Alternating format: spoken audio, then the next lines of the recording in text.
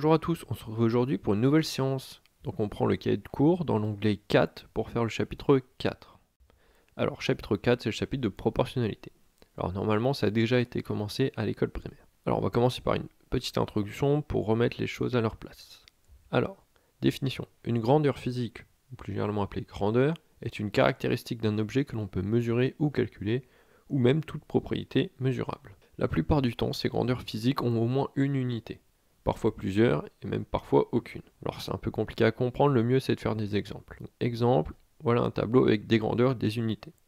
Donc la masse, c'est exprimé en grammes. On peut l'exprimer avec des multiples ou des sous-multiples. Par exemple les kilogrammes ou les milligrammes. Le prix, on peut l'exprimer en euros, en dollars, en livres, en yens. Il y a plein d'unités possibles. Pareil pour la température, il y a les Celsius, les Fahrenheit.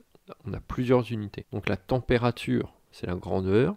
Et le Celsius ou le Fahrenheit, ça va être l'unité. La grandeur, c'est ce qu'on va calculer ou mesurer. Et l'unité, c'est en quoi on va l'exprimer. Alors, on voit que dans masse, juste à côté de masse, j'ai marqué grammes. Et j'ai dit que c'est toute la famille des grammes. Donc il y a aussi des kilogrammes dedans. Alors, c'est bizarre, généralement, on n'emploie pas le mot masse, on dit poids. Alors oui, généralement dans la vie de tous les jours, on dit le poids est en kilogrammes, mais ça, c'est une faute. C'est un abus. Normalement, c'est pas ça. Quand on monte sur une balance et qu'on voit un nombre affiché, c'est pas le poids qui est affiché, c'est la masse.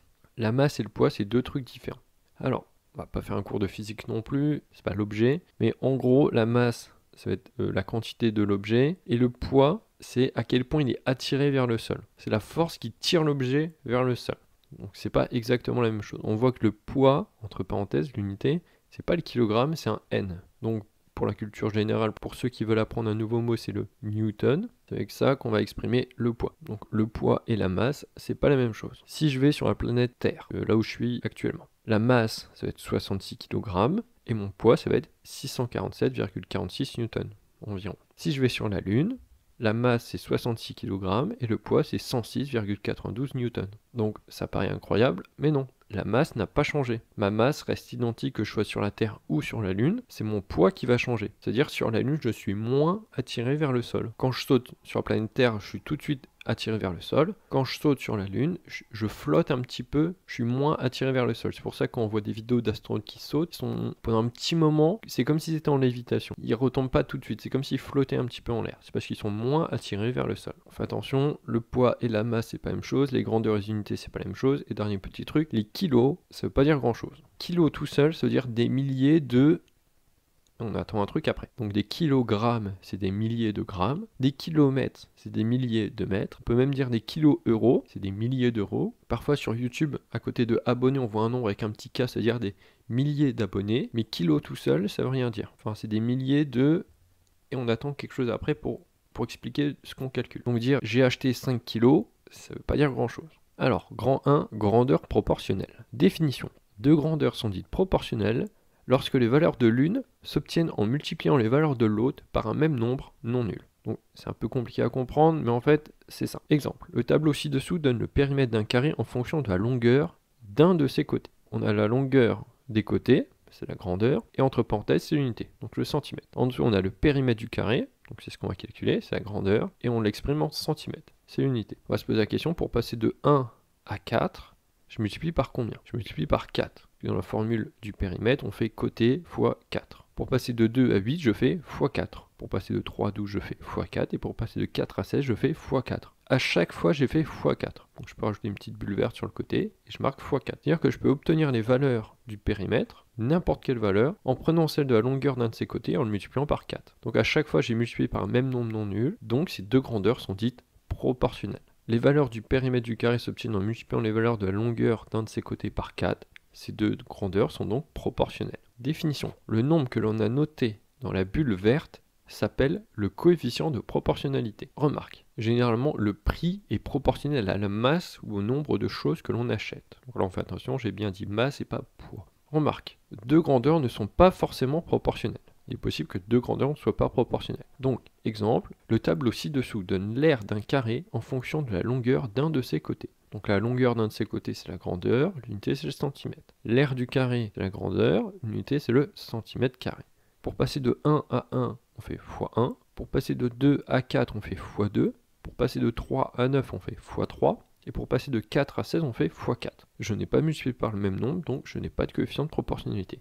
Donc les deux grandeurs, longueur d'un des côtés du carré et R du carré, ce n'est pas deux grandeurs qui sont proportionnelles. Remarque, de même, la taille d'une personne n'est pas proportionnelle à son âge. Propriété. Le coefficient de proportionnalité n'existe que si l'on est dans une situation de proportionnalité. Si j'ai pas la proportionnalité, je peux pas mettre de bulle sur le côté. Propriété. Pour trouver le coefficient de proportionnalité, s'il existe, on divise les valeurs de la seconde ligne, la ligne du bas, par celle de la première ligne, la ligne du haut. Remarque, si toutes les divisions donnent le même résultat, ce résultat est le coefficient de proportionnalité. Et les deux grandeurs sont proportionnelles.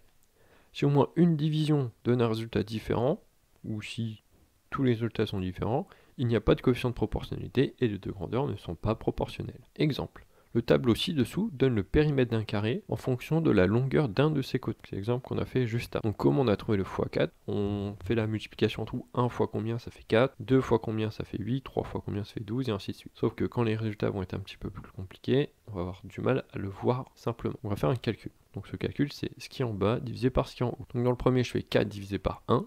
Je trouve 4. 8 divisé par 2, je trouve 4. 12 divisé par 3, je trouve 4. Et 16 divisé par 4, je trouve 4. À chaque fois, sur toutes les divisions, j'ai trouvé 4. Vu que toutes les divisions m'ont donné 4, j'ai un coefficient de proportionnalité qui vaut x4. Pour passer de la ligne du haut à la ligne du bas, je multiplie par 4. Mes deux grandeurs sont donc proportionnelles, c'est ce qu'on avait dit juste avant. Exemple, le tableau ci-dessous donne le prix de bidon de lessive, sachant qu'il y a une promotion. La promotion, c'est 3 achetés, 1 gratuit. Donc là, on va vouloir savoir est-ce que c'est proportionnel. Alors, j'ai le nombre de bidons, donc pour un bidon je paye 5,39 €, pour 2 10,78 €, pour 3 16,17 € et pour 4, le quatrième il est gratuit donc je paye la même chose. Alors on va faire la division dans le premier. 5,39 divisé par 1 ça fait 5,39. Dans le deuxième, 10,78 divisé par 2 ça fait 5,39. Dans le troisième, 16,17 divisé par 3 ça fait 5,39. Et là c'est le moment où il ne faut pas se dire ah c'est bon, ça fait la même chose partout, je peux m'arrêter. Non, on fait toutes les colonnes. Parfois, il peut y avoir une surprise sur la dernière. Et là, 16,17 divisé par 4, 4,0425. Ah, bah tiens, là, ça fait pas 5,39. J'ai une des colonnes qui donne pas le même résultat que les autres. Les deux grandeurs ne sont pas proportionnelles et donc il n'y a pas de coefficient de proportionnalité. Exemple. Le tableau ci-dessous donne le prix des carottes au supermarché. Elles coûtent 1 € les 3 kg.